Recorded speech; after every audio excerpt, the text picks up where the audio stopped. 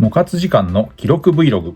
今回は SD ガンダム BB 戦士、SD ガンダムフォース絵巻、武者列伝、ブカブカ編、少年武者列丸、2004年発売のキット。今回は塗装パートその1、前回の無塗装で組み立てたパーツをフリーハンド筆塗り、軽装形態編です。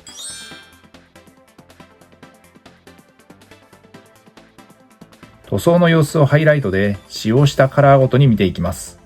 まずはベース塗装です。色分けする箇所に下地を塗っていきます。今回使ったのはファレホのモデルカラーでライトフレッシュ。かなり白に近いフレッシュカラー。水で溶いて薄めながら塗っていきます。ひと手間ですが、この下地があるないでは、この後の塗装効率が違ってくるので、漏れなくしっかり塗っていきます。マットな塗膜が表面に作れるので、色分けの色のりが良くなるのと、塗る箇所の目印になるので、作業がしやすくなります。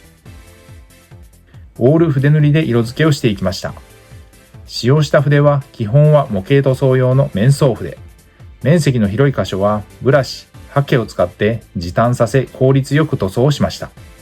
工程は下地塗りから上塗りの大きく2段階です。今回の塗装で使用した塗料はこちら。このパートで塗装に要した時間は約60分でした。ファレホは世界水準で最高級の水溶性アクリルカラーと言われ、筆塗りによる塗装が滑らかに、筆ムラも出にくく、広い範囲に塗装ができます。色分け最初は金色です。下出るカラーのベース、レトリビューターアーマーです。頭部、胴体は上半身と腰部、腕部に。顔料を含んで隠蔽力強めの金。極力均一なペイントができるように、下出るカラーテクニカルのラーミアンメディウムという溶剤塗料を使って塗りました。筆で塗りに行って引っかいてしまうと色ムラになりやすいので、毛の先端で叩くようなイメージで色をのせました。下出るカラーはホビー用の水性アクリル塗料。塗料の食いつきも良く、隠蔽力が高いので、下地の色を気にせずに塗ることができます。ベースは顔料の濃度が高く、下地としても最適な塗料種です。モデルカラーのダークグレー。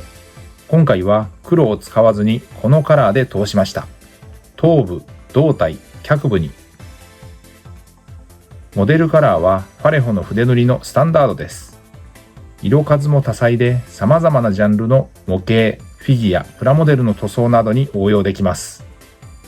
無臭、速乾、色ムラができず均一に塗れる、マットな表面仕上がりなどが大きな特徴です。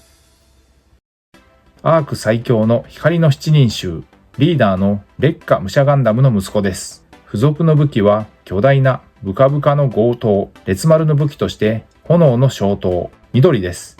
モデルカラーのライトグリーン、装飾的色分け箇所に、頭部、胴体、腕部。明るい緑です。下地も装甲してしっかり色が乗りました。ここで白を使いました。モデルカラーのホワイトグレー。ここまでのはみ出し箇所の微補修と脚部の色分けゾーンに。赤です。頭部に色分け箇所はそこそこ広く。あとは脚部の補修的に。ゲームカラーのブラッディレッドです。鮮やかな赤カラー。次はグレーの色違いで明るい塗料。モデルカラーのライトグレーを水で溶いて頭部、腕部に流し入れ墨入れしました。塗料は水性アクリルのファレホを基本に下出るカラーを要所で使ってペイントをしました。塗装後のパーツは水性トップコート、艶消しを吹きかけて乾燥させて完成。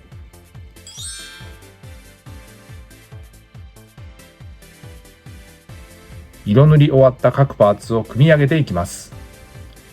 このパートでは軽装形態を組み立てます。脚部、腕部を左右順に取り付けていきます。頭部をジョイント。眉を取り付けます。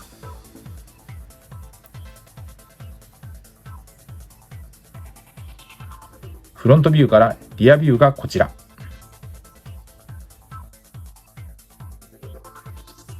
ということで今回は SD ガンダム BB 戦士ナンバー265少年武者列丸塗装パートその1軽装形態編。